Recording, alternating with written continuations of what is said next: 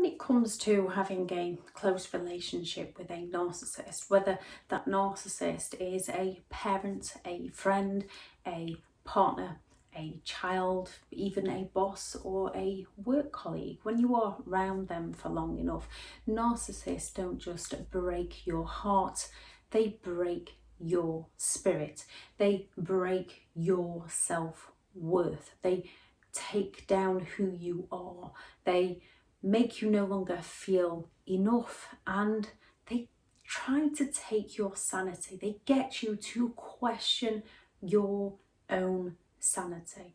They get you to question everything about who you are and everything about what you are capable of.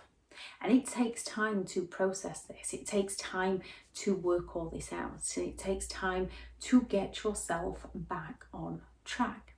Narcissistic people don't just do this with words. They don't just tell you that you're not good enough so that slowly over time you're programmed into believing you're not good enough.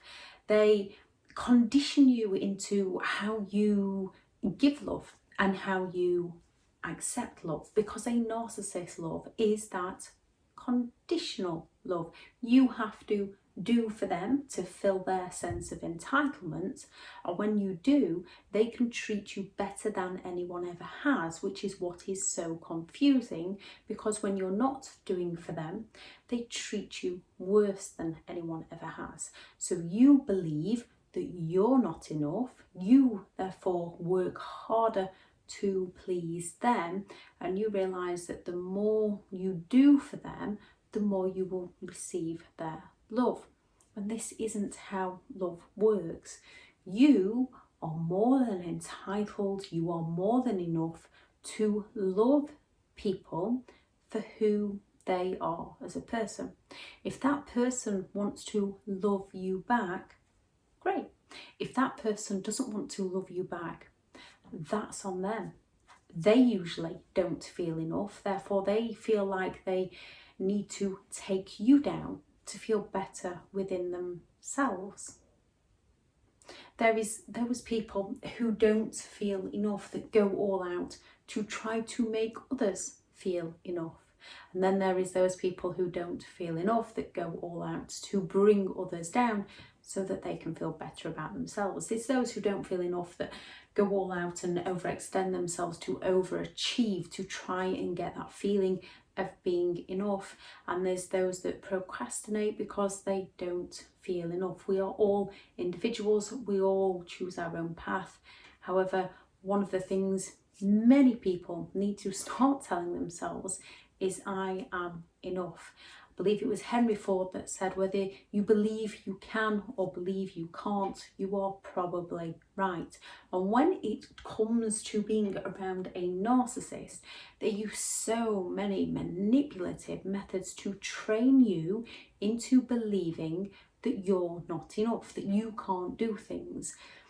And when they repeatedly talk to you in that negative way, we can then begin talking to ourselves in that negative way. We can start bringing ourselves down. We can start not being able to take a compliment. So if someone compliments you on what you're wearing, instead of accepting that compliment and just saying thank you to that person and perhaps paying them a compliment back if you like something about what they're wearing, you go, oh, this old thing, oh well, yeah, I've had it years, rather than accepting them, because your mind has been trained into playing everything about who you are down by a narcissist, so that narcissist can pick themselves back up. When it comes to being around a narcissist, once we finally realise what we have been dealing with, part of recovery is detaching our thoughts from their thoughts, as they train our mind to think in a way that suits them. So we have to learn to detach our thoughts from what they trained our mind to think and start telling ourselves how we are going to think, how we are going to live our lives, what we are capable of.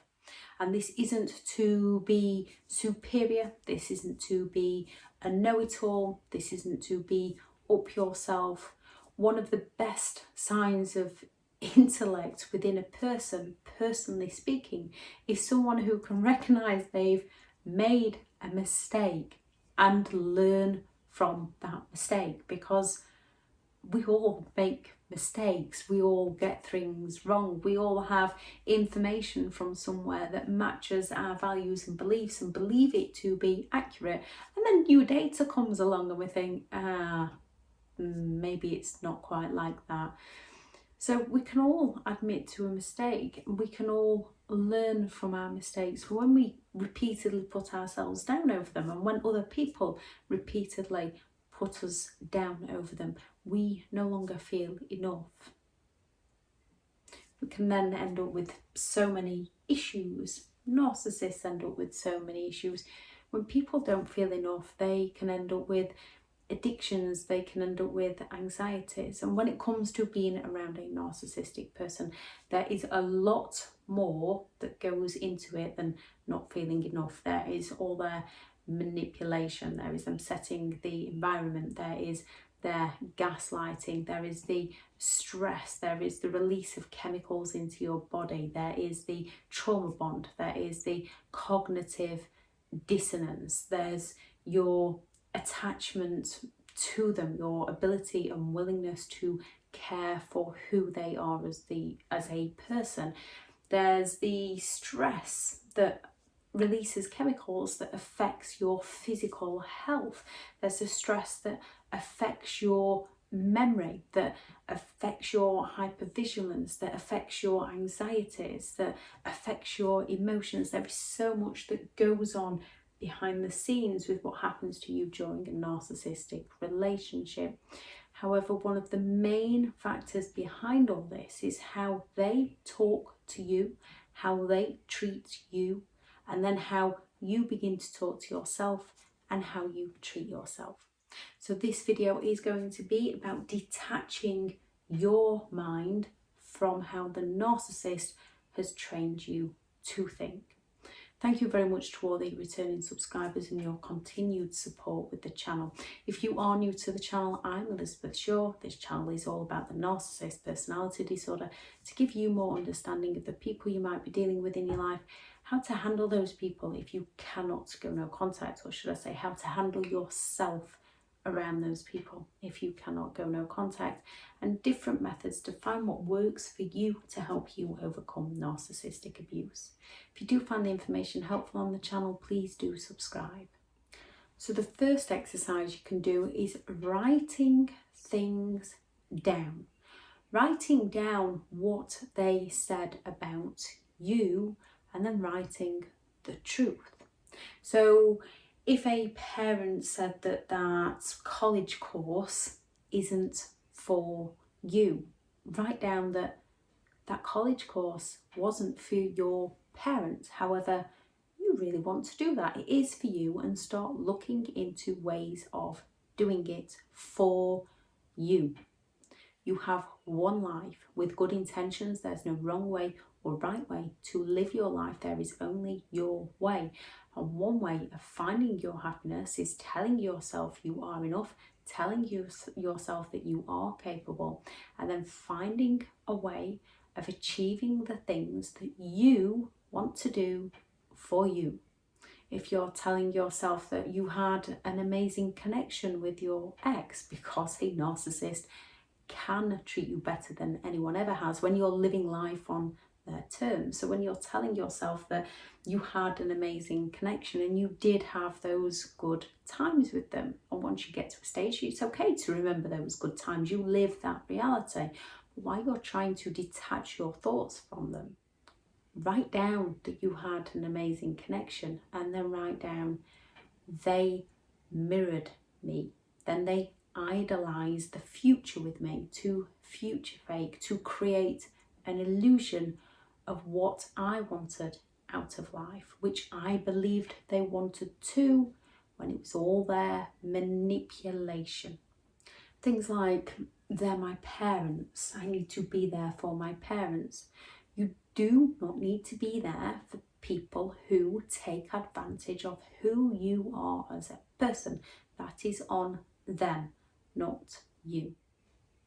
I'm all for treat people how you want to be treated. However, you are also allowed to walk away from people who don't treat you as you would treat them. They said they'd change. Remember how many times they've said they've changed, and more often than not, their behaviour has got worse. So write down that you believe they might be able to change, and then write down the reality of who they actually are and what they actually do. We could make it work this time. Write down what happened last time. Write down that it keeps circling back around to the end, and it is who they are as a person, and you are not going to find your happiness with someone who keeps trying to destroy your happiness. Things like telling yourself, I will never find anybody who loves me. I'm not worthy of love. I don't deserve love. Right? And the longer you stay with somebody who doesn't deserve you, the longer it's going to take for you to find that love, for you to find someone to love you in the ways that you love them. Another method is talking to yourself how you would talk to somebody else. So when it comes to the relationship itself, whether that is your parents or whether that is your partner or your children, talk to yourself. When you have an issue within that relationship, some narcissists are dangerous, so you need to go no contact. Others, it can be limited contact and grey rock. When it comes to a situation with the particular narcissist you are dealing with, explain that situation to yourself as if it is somebody you really care about saying it to you. It's happening to somebody else that you really care about. It's not happening to you. What advice would you tell that person? What would you be explaining to that person? What would you be offering to do to help that person? And then use your advice to help yourself. It's a difficult thing to grasp, but sometimes people are looking for someone to come and rescue them. People aren't going to come and rescue you. People can help you, people can support you, and yes, people can technically rescue you. However, you have got to be able to help yourself, because at the end of the day, the only person you are left with is you. So you have got to have the capabilities to become your own best friend, to become your own best advisor. And the same as shifting those negative thoughts, especially if you had parents, you've been trained to think a certain way about yourself and often put yourself down. Narcissists go all out to devalue people to feel better about themselves. And you might talk to yourself in that negative way. You might tell yourself that you're not good enough. You might tell yourself that you're not capable. Again, if that was a friend or a child, somebody that you really cared for, telling you they weren't capable, what would you be telling them? And start speaking to yourself how you speak to those you love. With a narcissist, and with all the games they play, and with the fact that they can treat us well one minute, they can spoil us one minute, and then they can let us down and ignore us the next minute, it's very confusing, especially with their gaslighting of that never happened, I never said that, it's your fault, if only you, if you loved me, you would, and all the other terminology they use to get us to doubt ourselves, question our sanity, question our reality, and work harder to please them. Making it very difficult to walk away from them, making it very difficult to cut them off from our lives. We can often end up ruminating about things we've said, things we've done, how we could do things differently. We can ruminate about the good times. We need to remember the whole story as it actually happened, and remember the fact that those good times was the narcissist manipulating to get what they wanted out of us at that present moment in time, and that person who stands there devaluing us, raging at us, that one who falls silent on us, is who they are when they don't get their own way. The whole package is who they are. And no matter how much we tell them they're enough, no matter how much we try to help them, no matter how much we try to please them, because they're not willing to recognise their own behaviour, because they want to shift the blame on to other people, they're not going to change their behaviour. It's who they are. In order to change, you have to become self-aware. And it's a difficult life lesson. However, it is a life lesson. So you have to start telling yourself the reality of what happens every time you reach out to them. What happens every time you try to help them. What happens every time you give up something to be there for them. It always cycles back around to the end.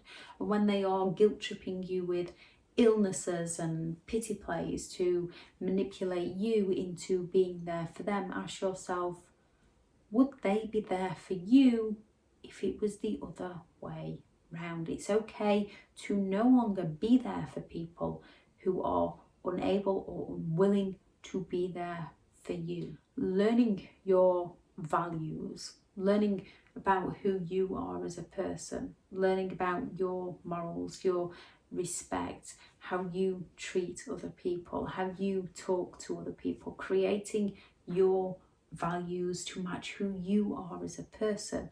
If something doesn't feel right, it's going against who you are as a person, and that's the biggest signal to no longer do it. Creating your beliefs, discovering what your beliefs are, seeing whether you need to work on changing them, finding your beliefs, and then creating your boundaries around those values and beliefs, and sticking to your boundaries will help you not only detach from narcissistic people in your life currently, but also avoid narcissistic people in the future, because those who do not respect your boundaries are the people who benefit when you don't have any boundaries. Discovering a new passion for yourself, those things that you always wanted to do that people told you you weren't capable of doing. We are all capable. Just like, I know I say you shouldn't tell yourself you can't. I can't dance. Technically, I can dance, just can't dance in tune. I don't have the correct movement. However, if I really wanted to do it for myself, I could go and find the right dance instructor. I could spend hours, days, if it was a passion of mine, if I really enjoyed it, I could spend the time learning how to do it. Just like babies, they don't come out automatically knowing how to walk. They learn how to do it and they don't give up. And we all walk slightly differently through life. We all walk, but we all walk differently. So there's always that potential. Finding what you enjoy helps get you through those difficult moments, because it is a learning curve. We do fall down, we do make mistakes. So finding what it is that you enjoy doing and then going all out to learn how to do it for you, because you can always learn. And if you've got a bit of passion about it, if you love it, it helps you on those difficult days when you want to give up, because we all have difficult days. We all have those moments in life when we just don't want to, and that's when we've got to tell ourselves that we can do. And when you're having those difficult moments, finding the things that lift you up. Many people use exercise to lift them up. Many people, when they're in a bad place, in a negative place, or feeling down on life, can go for food, or they can go for alcohol, and it often only ends up with them feeling worse. So choosing wisely what your go-to is when you're feeling low. It's okay to feel low. It's normal to feel low. It's okay to not be okay. However, it's not okay to stay in that place. You need help, you need support, either from outside sources or from yourself. So finding a healthy go-to when you're feeling low. People use exercise, people use yoga, people use meditation, people use motivational videos, phoning a supportive friend for validation, turning up the music and having a dance around, journaling. When you're feeling low, learning how to talk to yourself, learning how to recognise, oh, I really don't want to get out of bed this morning. I'd like to have just a day of doing nothing, but realistically, if I do that, I'm going to feel much worse. So it's better if right, I'm getting up. Or those days where you're finding it difficult, putting your alarm far away, so you have to get out of bed to turn that alarm off, and then tell yourself that you're not allowed to get back into bed. Make your bed. Even if that's the only thing you do that day, because the day before you didn't do anything, it is a start. Getting dressed. Yes, we can all have those days where we might like to just stay in our pyjamas all day and not going out anywhere. It's not harming anybody, but it might harm your state of mind. If it doesn't harm your state of mind, go for it. If it harms your state of mind, make the effort to get dressed. Make the effort to make an effort with yourself, for yourself. And pay people genuine compliments, because you never know what somebody else is going through. When somebody is coming at you to tear you down, you don't need to humiliate them or tear them down. I see a lot of this on media, and a lot of people do find it funny, and I can find some of it funny, because people are tearing people down and people are reacting by tearing that other person down. It's not getting anybody anywhere though, it's just that knock-on effect. Just pay them a compliment and move on from them. Either block and delete them, or let them carry on and just keep paying them a compliment, as long as it's not bringing you down. Remember, what somebody says about you, it says everything about their character, who they are as a person, how they are feeling as a person, and not who you are as a person. With good intentions, there is no wrong way or right way to live your life. So when it comes to detaching yourself from a toxic person, it all comes down to how you are talking to yourself and finding the right method that works for you to learn how to talk to yourself in the right way. Remember, you are enough. Some people find putting notes on their fridge helps, or notes on the door that they use to leave in the morning helps. Putting a note on their mirror, putting positive affirmations about themselves so people can read them to train their brain. Finding the method that works for you. If anyone has any advice on what helped them talk to themselves in the right way, please do add it into the comments, because what works for one person also works for another, and what works for one person doesn't always work for another. So it is all about finding what works for you. I shall add the video into the description on limiting beliefs, as this ties into how you're talking to yourself. Thank you very much for listening, and go out there and create the day that you deserve, because you do deserve an excellent day. I am receiving a lot of messages about one-to-one. I'm currently full. The UK is on lockdown. I do have another job and the children, so I am currently full. I have partnered with BetterHelp, and the sponsored link is in the description if you want to take a look at that. Thank you very much for listening. Go out there and create the day that you deserve. Bye.